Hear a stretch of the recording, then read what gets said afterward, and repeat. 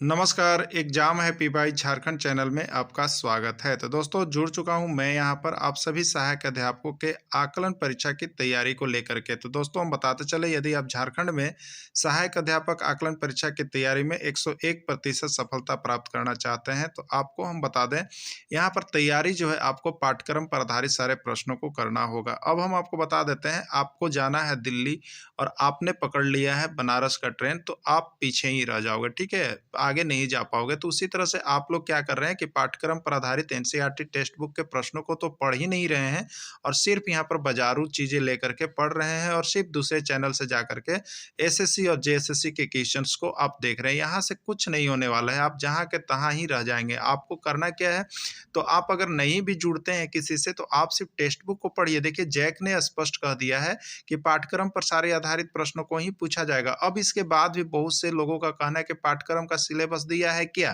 तो पाठ्यक्रम का सिलेबस है, जैक की किताब बनी हुई है, जैक ने ही किताब को दिया है। तो आपको पाठ्यक्रम देखना है तो आप सही ट्रेन को पकड़ें, सही जगह पर जाएं और सही रणनीति में सही समय पर तैयारी करें, नहीं तो सब कुछ धरा के धरा रह जाएगा। तो आपको हम बता देते हैं यहाँ पर इस चैनल पर यदि आप जुड़ते हैं तो आपको सब कुछ मिल रहा है, वही जो जैक मॉडल पर आधारित है। तो आपको सिर्फ और सिर्फ 501 रुपए में जुड़ करके आप यहाँ पर सारे पाठ्यक्रम पर आधारित प्रश्नों को देख सकते हैं और जैक मॉडल पर आधारित प्रश्नों को देख सकते हैं, जो कि कहीं भी किसी भी और किसी भी चैनल पर यह उपस्थित नहीं है। अब आपकी बारी है कि आप क्या डिसाइड करते हैं। अगर डिसाइड करते हैं तो अभी हमारे मोबाइल नंबर पर संपर्क कीजिए और यहाँ पर जुड़ जाइए, जिससे कि आपको किसी भी प्रकार का धोखा ना हो और आप यहाँ पर आकलन परीक्षा में पास करके एक दिन अस्थायी शिक्षक बन सकें। बंधु, हम आपके लिए जैक मॉडल पाठ्यक्रम पर आधारित यहाँ पर सारे नोट्स और पीडीएफ लेकर के डेली उपस्थित हो रहे हैं।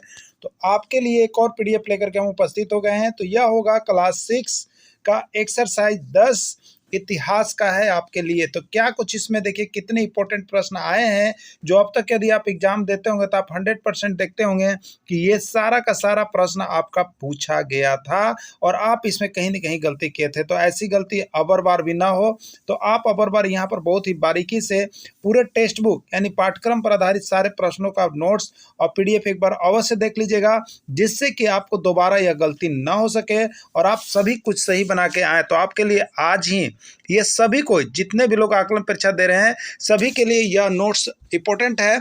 तो सभी के लिए यह दाम बहुत ही कम कर दिया गया है। तो हिस्ट्री का नोट्स केवल आप 30 रुपये में यहाँ पर परचेज करके पढ़ सकते हैं, केवल हिस्ट्री का यदि आप चाहते हैं। तो ऐसे सारे सब्जेक्ट का नोट्स बन करके तैयार है। तो देखिए पहला प्रश्न है, अभिज्ञान शाकुंतलम किसके द्वारा लिखा गया है? कालिदास, विशाखादत्त, वानभट्ट या आर्यभट्ट?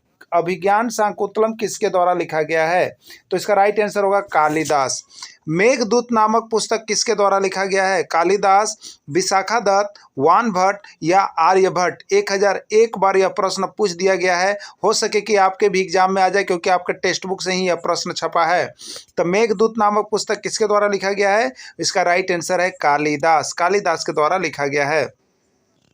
अगला है, मुद्रा राक्षस नामक पुस्तक किसके द्वारा लिखा गया है? कालिदास, विशाखादत्त, वानभट्ट या आर्यभट्ट? तो मुद्रा राक्षस नामक पुस्तक जो है वो आपको लिखा गया है विशाखादत्त के द्वारा।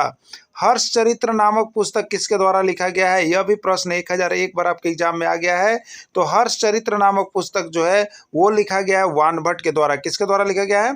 वानभट्ट के द्वारा लिखा गया है। कादम्बरी नामक पुस्तक किसके द्वारा लिखा गया है? कालिदास, विशाखादत्त, वानभट्ट या आर्यभट्ट? तो कादम्बरी नामक पुस्तक जो है वो आपको लिखा गया है वानभट्ट के द्वारा। यह प्रश्न भी बहुत ही एमबीबीआई प्रश्न है और जितना एमबीबीआई प्रश्न है सभी आपके टेक्स्ट बुक से ही मिल रहे हैं, इसलिए टेक्स्ट बुक को देखना नहीं भूलेंगे। पंचतंत्र नामक पुस्तक किसके द्वारा लिखा गया है? कालिदास, विष्णु शर्मा, आर्यभट्ट या विशाखादत्त? यह 1001 बार प्रश्न पूछा गया है और बहुत ही एमबीबीआई है। तो इसका राइट आंसर क्या होगा? विष्णु शर्मा होगा। क्या होगा? विष्णु शर्मा। भारत का नेपोलियन किसको कहा जाता है? यह भी प्रश्न देखिए आपका टेक्स्ट बुक से है और यह प्रश्न आपका आया हुआ है। भारत का नेपोलियन किसको कहते हैं? चंद्रगुप्त, कनिष्क, हर्षवर्धन या समुद्रगुप्त? तो भारत का नेपोलियन जो है समुद्रगुप्त को कहा जाता है। किसको कहा जाता है? समुद्रगुप्त को कहा जाता है। समुद्रगुप्त के कार्यकलाप का वर्णन है प्रयाग प्रशस्ति में, प्रयागपूर्ण में, प्रयागकर्म में या कोई नहीं? तो समुद्रगुप्त के क्रियाकलाप का जो वर्णन है वो आपको प्रयाग प्रशस्ति में किया गया है। प्रयाग प्रशस्ति में समुद्रगुप्त के क्रियाकलाप का वर्णन है। हरिसेन के प्रयाग प्रशस्ति में समुद्रगुप्त के कार्यकलाप का वर्णन है, विक्रम का वर्णन है। ठीक है, अगला प्रश्न है, विक्रमादित्य की उपाधि किसने धारण किया था? चंद्रगुप्त द्वितीय ने, चंद्रगुप्त प्रथम ने, समुद्रगुप्त ने या कोई नहीं? तो विक्रमादित्य की उपाधि जो धारण किए थे वो आपके हैं, देखिए यहाँ पर चंद्रगुप्त द्वितीय। कौन है? चंद्रगुप्त द्वितीय। अगला प्रश्न हो जाएगा आपके लिए यहाँ पर, चंद्रगुप्त द्वितीय के दरबारी कवि कौन थे? कालिदास, सूरदास, अबुल फजल या टोडरमल? यानी चंद्रगुप्त द्वितीय के दरबारी कवि में किनका नाम आता है? देखिए यहाँ पर जो महत्वपूर्ण नाम आता है वो एक है आपका कालिदास का। नालंदा विश्वविद्यालय की स्थापना किसने किया? 1,00,000 बार ये प्रश्न पूछा गया है और देखिए ये आपको 6 क्लास के टेक्स्ट बुक में मिला। आप क्या समझते हैं? आपको टेक्स्ट बुक ही पढ़ना है, चाहे आप जिस किसी एग्जाम को निकालना चाह रहे हो। सारे टेक्स्ट बुक पर आधारित प्रश्न हमारे तरफ यहाँ पर आपको नोट्स दिया जाता है, जो कि केवल टेक्स्ट बुक का, और हम केवल टेक्स्ट बुक का ही तैयारी करवाते हैं। चाहे आप जिस किसी भी एग्जाम को पास करना चाहते हो तो टेक्स्ट बुक पर आधारित सारे प्रश्नों का नोट्स और पीडीएफ के लिए आप यहाँ पर जुड़ जाइएगा, चाहे जिस किसी एग्जाम में दे रहे हो। तो नालंदा विश्वविद्यालय की स्थापना किसने किया? चंद्रगुप्त द्वितीय ने, चंद्रगुप्त प्रथम ने, समुद्रगुप्त ने या कुमारगुप्त ने? किसने किया? तो नालंदा विश्वविद्यालय की स्थापना जो है वो कुमारगुप्त के तब से किया गया था। चीनी यात्री ह्वेनसांग किस विश्वविद्यालय का विद्यार्थी था? चीनी यात्री ह्वेनसांग जो था वो किस विश्वविद्यालय का विद्यार्थी था? बहुत बार ये भी प्रश्न पूछा गया है। मगध विश्वविद्यालय, संपूर्णानंद विश्वविद्यालय, नालंदा विश्वविद्यालय या कोई नहीं? तो चीनी यात्री ह्वेनसांग जो था वो नालंदा विश्वविद्यालय का विद्यार्थी रहा था। हर्षवर्धन ने अपनी राजधानी कहाँ बनाया? नालंदा, मगध, कनौज या उत्तरी भारत? ठीक है, तो देखिए यहाँ पर जो सबसे इम्पोर्टेंट नोट्स है कि हर्षवर्धन ने देखिए अपनी राजधानी जो है पहले थानेश्वर था और थानेश्वर की जगह कनौज को बनाया था। ठीक है, हर्षवर्धन ने अपनी राजधानी किसको बनाया? तो इसका राइट आंसर कनौज हो जाएगा और राइट आंसर सी हो जाएगा। आगे है, चीनी यात्री ह्वेनसांग किसके शासनकाल में भारत आए? 1,00,000 बार ये प्रश्न पूछा गया होगा, 1,00,000 बार पूछा गया होगा और आपके टेक्स्ट बुक का है, बताइए 6ठे क्लास का है और एकरों में लोग फेल कर रहे हैं, क्या बात है? तो सारे टेक्स्ट बुक के प्रश्नों को देखिए, चीनी यात्री ह्वेनसांग किसके शासनकाल में भारत आया था आपसे पूछा गया है। ठीक है, चीनी यात्री ह्वेनसांग, तो इसका राइट आंसर होगा हर्षवर्धन। देखिए एक ट्रिक होता है, हवन से हर्ष होता है, याद रखिएगा। देखिए यहाँ ट्रिक भी हम दे दिए हैं। जब आप घरों में हवन करते हैं, पूजा करते हैं, तो किस लिए करते हैं मेरे प्यारे शिक्षक बंधु? हर्ष होने के लिए, खुशी होने के लिए पूजा होती है। तो एक तरह से याद रखिएगा कि हवन से हर्ष होता है। हवन का मतलब है देखिए ह्वेनसांग और हर्ष का मतलब है हर्षवर्धन। यानी ह्वेनसांग किसके शासनकाल में भारत आया? तो हर्षवर्धन के शासनकाल में भारत आया था। ठीक है, अगला है, हर्षवर्धन की जीवनी लिखी हुई है किस में?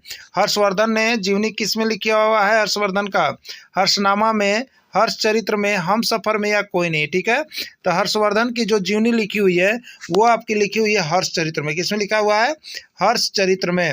हर्षवर्धन ने किसकी रचना की? नागानंद, रत्नावली, प्रियदर्शिका या सभी? तो हर्षवर्धन ने इन सभी की रचना की है। नागानंद की भी रचना हर्षवर्धन ने और रत्नावली की भी रचना हर्षवर्धन ने, प्रियदर्शिका की भी रचना हर्षवर्धन ने, और यह सभी नाटक था। तो इस सभी के नाटक की रचना जो है हर्षवर्धन की तरफ से ही किया गया है। हर्षवर्धन को किसने पराजित किया? हर्षवर्धन को किसने पराजित किया? चंद्रगुप्त प्रथम ने, अशोक ने, पुलकेशिन द्वितीय ने या कोई नहीं? तो इसका राइट आंसर हो जाएगा पुलकेशिन द्वितीय ने हर्षवर्धन को पराजित किया था। पल्लव वंश का संस्थापक कौन था? पल्लव वंश का संस्थापक कौन था? हरिसेन, सिंह विष्णु, नरसिंह प्रथम या कोई नहीं? तो पल्लव वंश का जो संस्थापक था वो आपका देखिए था सिंह विष्णु। कौन था? सिंह विष्णु। पल्लवों की राजधानी कहाँ थी? कश्मीर, चिलकारम, कांचीपुरम या गोपुरम? ठीक है, तो पल्लवों की राजधानी कहाँ थी? कश्मीर, चिलकारम, कांचीपुरी या गोपुरम? तो इसका राइट आंसर होगा कांचीपुरम। कांचीपुरम वर्तमान में किसके लिए प्रसिद्ध है? कांचीपुरम वर्तमान में किसके लिए प्रसिद्ध है? सिल्क उत्पादन, कपड़ा उत्पादन, रेशम उत्पादन या कोई नहीं? ठीक है, तो रांचीपुरी जो है, कांचीपुरम वर्तमान में जो है आपका सिल्क उत्पादन के लिए प्रसिद्ध है। किसके लिए? सिल्क उत्पादन के लिए।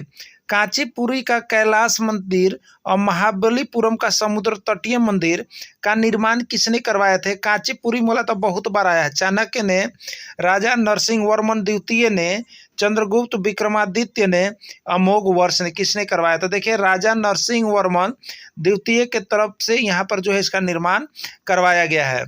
पल्लव वंश में कितना हिस्सा कर के रूप में वसूला जाता था कृषि से? यानी कृषि से पल्लव वंश में कितना हिस्सा कर के रूप में वसूला जाता था? 1/2 हिस्सा, 1/4 हिस्सा, 1/6 भाग या 1/8 भाग?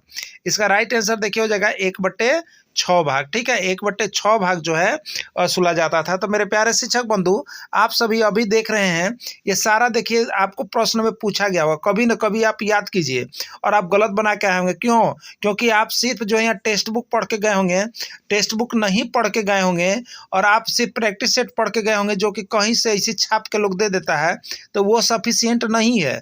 आपको सफिशियंट देखिए यहीं के है टेक्स्ट बुक के। तो टेक्स्ट बुक वाला नोट्स जरूर पढ़ के जाइएगा, लास्ट तक भी पढ़िए, लेकिन एक बार पढ़ लीजिएगा। ठीक है, और अभी आपको 30 रुपये मिल रहा है, तो सभी को लेकर के जुड़ के पढ़ लीजिएगा और देख लीजिएगा। वीडियो को अंत तक जुड़े रहें, इसके लिए आप सभी को धन्यवाद।